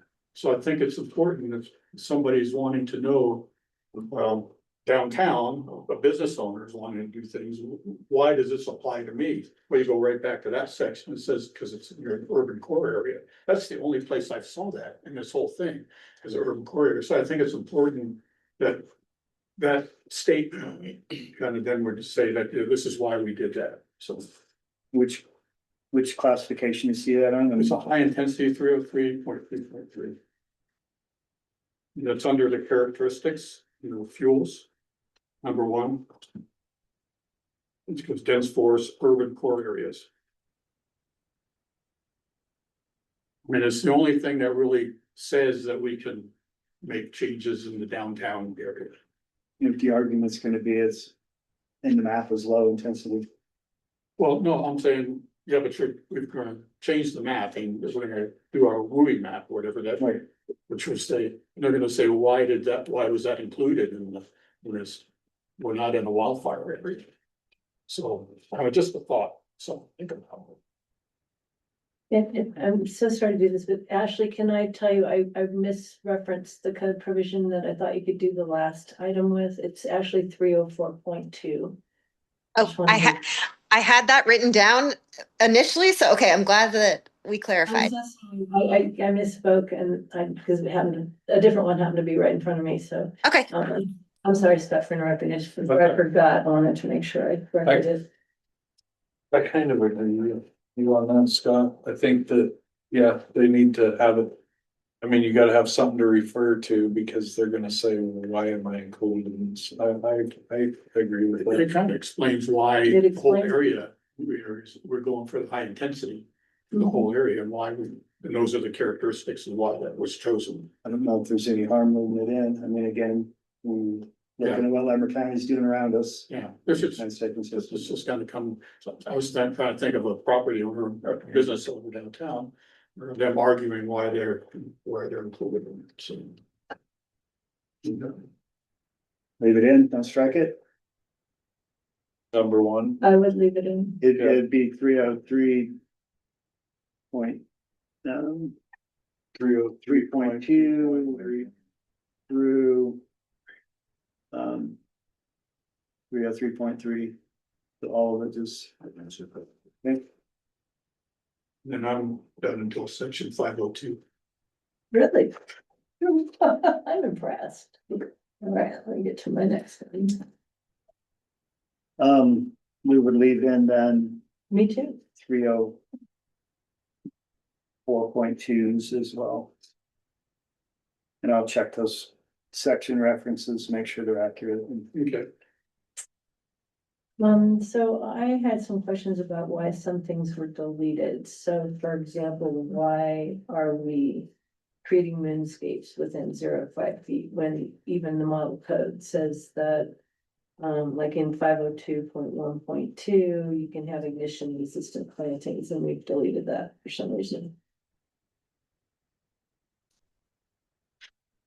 Again, based on the recommendations, best practices and what Lamar County is recommending, we stay consistent with those. What recommendations? Whose recommendations? Tonight, well, it takes another level of knowledge to be able to determine what's not flammable, what isn't. Right, but we were referring, the model code is referring specifically to ignition resistant plantings per improved list. Right, so we would have these, I'm looking at 502.1.2. Okay. And I have the same question with 502.1.3. Why we've deleted the exception of ignition resistant vegetation. I mean, like, somebody can't plant tomatoes next to their house. The county, the counties. So I can see where we want to be consistent with the county, one neighbor being in and one being out. So I can understand that. But I also wonder, does that include potted plants? So could you have a potted tomato plant out right next to your house? Not that they grow from And then those pots. it's not planted, Right, it's movable. so it's movable, so you could have it in a non-combustible clay pot or a ceramic pot. But why wouldn't we give ourselves the flexibility to create a list of vegetation that would be acceptable? Well, there already is a list, but if the Right, county but we've doesn't want to use deleted it, it. the county doesn't want to use it, so are we gonna be consistent with the county to make it easier on our inspectors, so they don't have to say, But- well, you're in county and you're not? I think we're the ones doing the landscape inspections, the county isn't. And so if we're doing the landscape inspections, we're not gonna be inconsistent with them. I mean, we might be, a house in Estes Park might be inconsistent with a house in Loveland. But I think, maybe that encourages people to move here and plant their tomato plants next to their house. I think there shouldn't be a reason why we have to delete from the model code something that they found to be perfectly acceptable in that immediate zone, 0 to 5 feet. When we're in charge of the list, we can create the list, and we're our own jurisdiction, we don't have to do. Well, we don't Same create thing. the non-flammable plant list or. No, we do, it says Says it's here, it created says- by the AHJ. Well, we use the The risk AHJ creates. from the Colorado State Forest Service. So We don't necessarily have to create it either. We can put the burden on the person planting it that they have to prove that it's fire resistant. And It says it, for an approved list by the AHG, that J, that's us, that is not less than that created by the Colorado State Forest Service. not less than. Yeah. Does that list exist? The Colorado State Forest, yeah, There is a list. there's a list, because I've seen it. As far as fire resistant plants that you can put, I don't know if tomatoes are on that list or not, but. Well, I don't either, but I mean, it was just my random example. But you see what I'm saying? I mean, there should be things that should be easily enough. And that's why. Determinable. If we're gonna have this in there, then should allow for potted plants. We should allow for potted plants and we should allow for vegetation that's consistent with the list. I mean, I don't see a reason why we wouldn't do that. Otherwise, we're just creating a lot of landscapes. Okay, And be consistent with the model code. okay. So I would do it that in both 502.1.2 and 502.1.3. I would put that, all that language that's deleted back then. Junipers are not on the list, correct? Well, one would hope not. My house is surrounded. Good to see a question. Is that was your question too? Yeah. Okay. All right, do you have another question on this? 502.24.3 is the addresses. You might have a question. Say that again, 502.24. two, Is it 502.4, 502.4, actually the 2 is struck. This address is posted on every driveway. Seems like that's redundant if your house that has a very short driveway. You would have to have it posted at the driveway and on your house. Maybe it should be that. And since it's in the model code, I don't know if we can change that or not, but if it's visible from the street. Seems like that would solve that you would be. And it should be, I mean, I think the fire code already says it has to be. Reflective different colors and. Yeah, I can see, from an operations perspective, I think this is focused mostly on rural environment where you have long driveways. Right, exactly. How do it really work in a suburban environment where it's only 20 feet from the street to the house? Exactly, and that's what I'm saying, you really need to have a posted 2 signs, one so you can read about, I live on a cul-de-sac. Nobody's coming up the other way, but people live down there, so Why do you have to? I'm just kind of, is it really necessary? But if it's in the model code, we can't change that, that's correct. You can't make. I mean, it wet, so we couldn't take them out. Yeah, that's what I've been hearing. Yeah. I mean, unless we change that gets us to sort of these class 2 requirements that we've taken out because we don't have a class. We've taken the class requirements out. Well, Class one, look at the last sentence, shall be maintained thereafter, and the address shall be visible and legible from the road on which the address is located in the manner approved by the code official. but it says and, which is above and beyond the driveway. Yeah, that looks to me like that provides the opportunity. Termination. If you see the house from the street. Yeah. And really the key is the reflective. It's- Okay. That's all. If I may, the intent here is it's got to be visible from a public way, and working in many cities and many mountain towns, I've seen it both ways. When we pull up to do an inspection, and if we cannot see it, we require it out at the street, at the driveway. So I don't think it needs to be both, but it does need to be very visible from a public way. You guys need to know where you're going, and we need to require it. Agree with that. I think that section of the code gives adequate ability for John and his staff to either read it. Well, how many Require a poster. how many people have their number on their house, but it's not reflective yet? Brown on brown. Yeah, brown on brown. So, I'll see it at 2 in the morning. yeah, I think that, Going for yeah, carbon monoxide call. yeah, I think. It spells it out there, that it needs to be reflected. That section of the code's been around for a long time. Okay, so.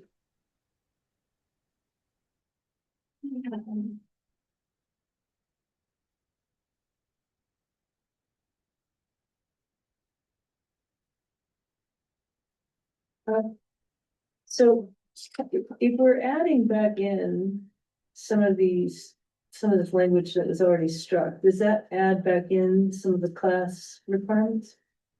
Or no? Not in my opinion, that depends on our map. It depends on the map. Okay. That was gonna be my question, Sandy, of the things that you've identified and already agreed on, does that kind of That's what I'm trying to mitigate figure the out. issue of the map? I don't think it mitigates the issue of the map, if we're all okay with the imposition of these very strict requirements on virtually everybody in the Estes Valley because of the way because of the adoption of the map, then I don't think we've done anything to change that. The only way to change that would be to look at the state's map versus the map that came out of the CWPP back in 2022 that was adopted by the town and decide whether or not it's this one or something in between. And that's what's gonna bring up the class 1 versus class 2 requirements. Class 2 requirements are less stringent than class 1. My question to John is whether or not the stuff we've already put back in from chapter 3, whether that implicates that decision at all. In my opinion, no. I mean, it does talk about low fire intensity. It defines it. But I don't believe we have any low fire intensity areas in our district. I agree with that. I think it would be very difficult for any of us to make the case that we have low and low intensity or low risk environments. Say it's pretty much high everywhere, and that's why you wanted to put that in, or not have the intensities in there, I understand that. But I think that the high intensity kind of spells out why we decided to make it all high intensity. And back to the class 1, class 2 requirements, and again, if you look at class 1, and we can go back to that for the construction requirements.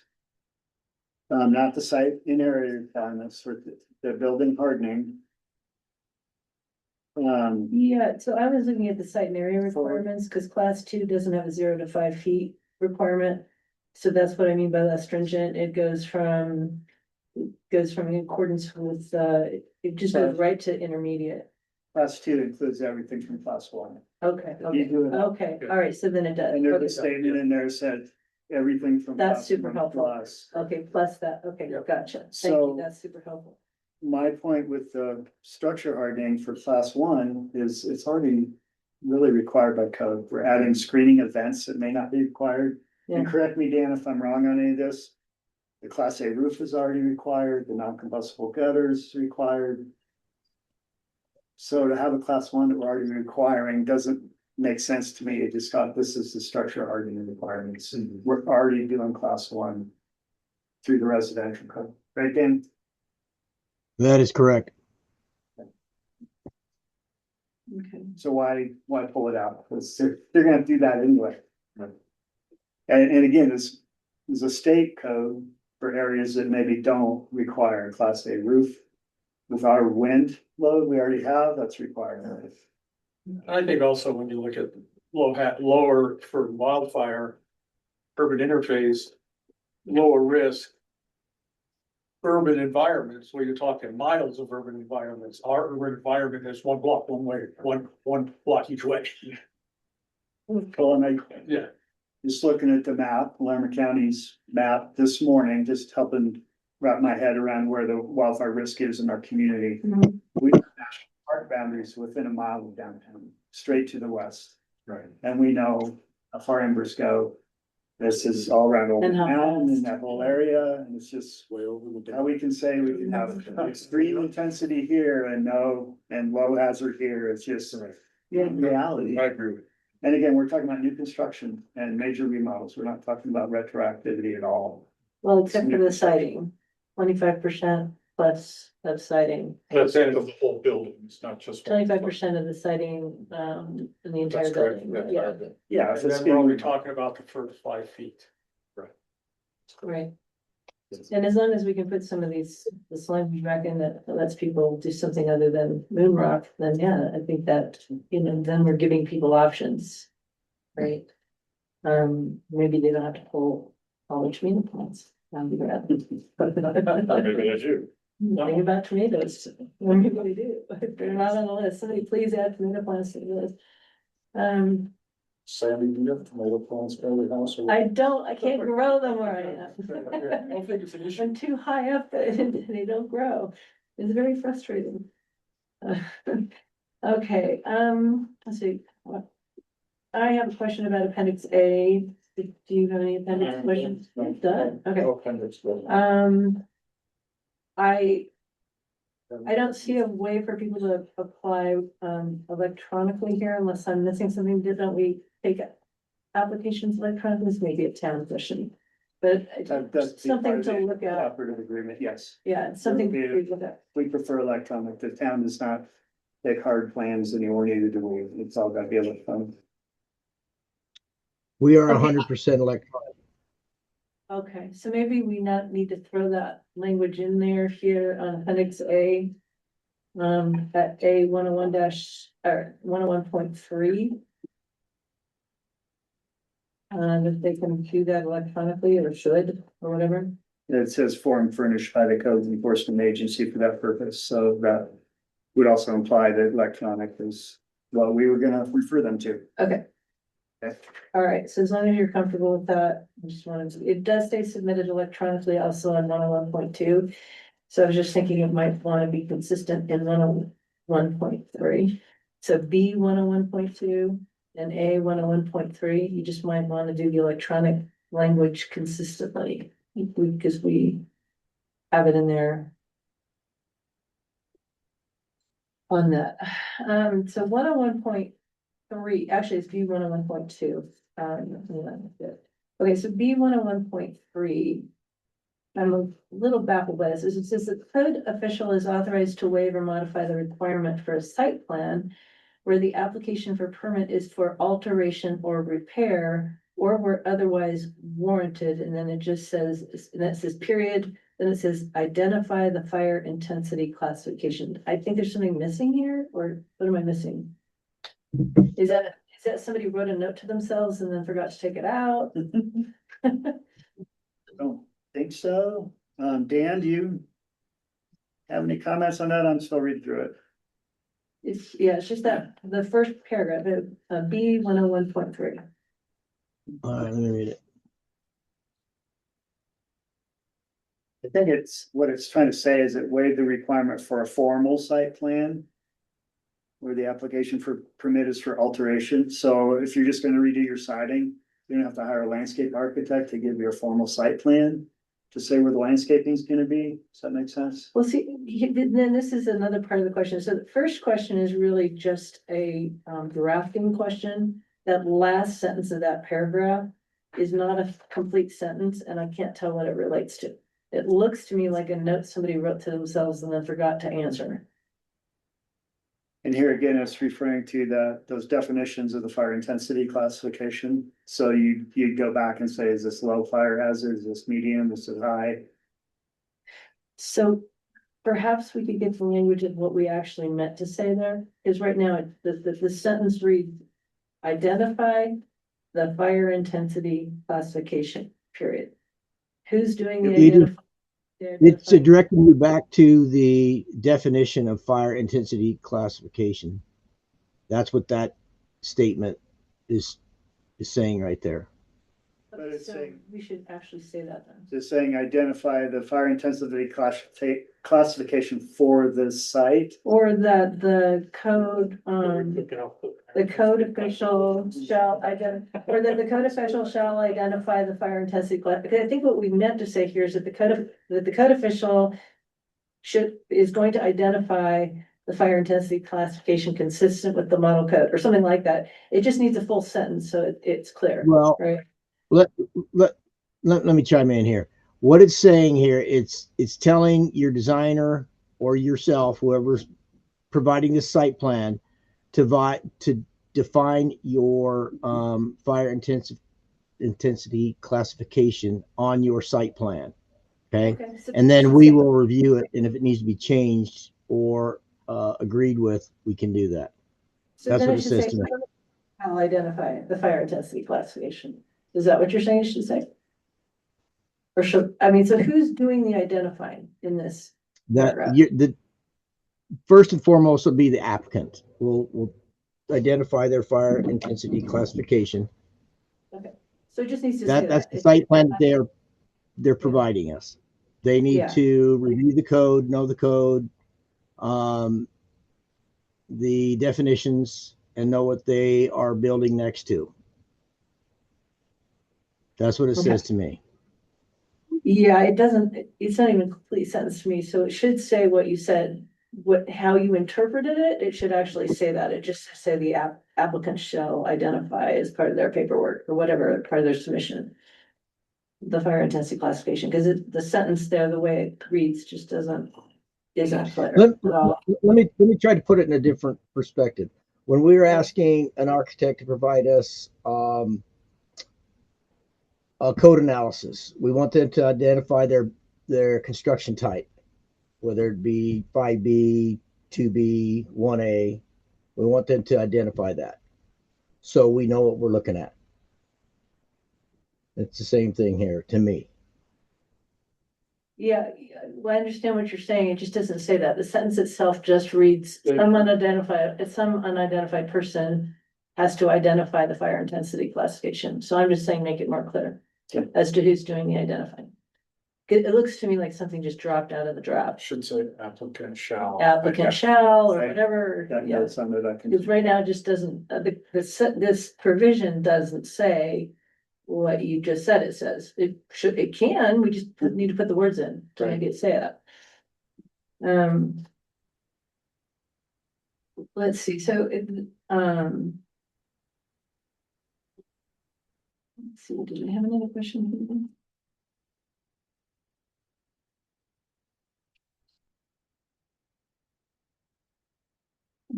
So that was that. What if that might be all of my questions? Yeah, that is. Well, something I wanted to say before I even gave my comments is I want to thank you, John, and your staff and everybody else that's been, the whole committee that's been working on this project, because it's a major project. Oh, you've They put been a lot of working time hard on in it. we really appreciate it. No, thanks for that. Yeah, it's been a bit of a moving target up until the end here. But it'll be good. I think it's good for the community. I think it's good for our citizens. And again, these kind of codes take decades to really show themselves. But you gotta start somewhere. There'll probably be some revisions over time as things sort of play out, because we'll see that in application as applied, it might have unintended, notifications. I'll do my best to get these revisions out quickly so they can be out there. Let me just make sure no board member has, because I think, I know I finished with my questions, but I didn't ask the rest of the board if they had an opportunity to ask theirs. So does any other board member have any questions relative to the draft?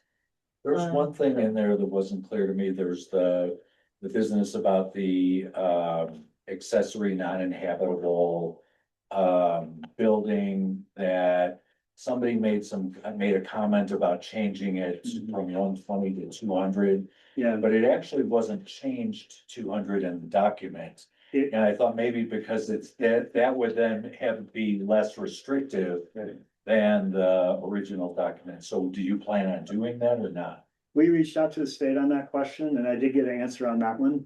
And they said it's gotta stay 120. Currently right now, and I may still try to work on that a little bit, but if you look at the International Residential Code, Right. it allows up to 200 square foot without a permit. And you look in a building code, it allows up to 120 square foot without a permit. So that's something Dan and I have talked about it. We're gonna have to work out a way to residential. They're not gonna be able to build a 200 square foot shed anymore without getting a permit. That's what's gonna happen. So the town will have to change their, We'll either get this changed where it allows it in residential. And again, it's that distance away from the house where it would have to be hardened. The triggers at, but yeah, that was a discrepancy. We pointed it out and they said, no, it has to stay in the room. That was the answer we got so far. Do you have anything else on that, Dan? No, I don't. I understand the reasoning between the two different square footages, but it does need to be cleared up. Ryan, can you hear us or are you still here? Ryan left. You left, okay. Any other questions from remaining board members? No. We do? Okay. John, I also want to personally thank you for, humoring me and letting me ask all of my questions. No, good question.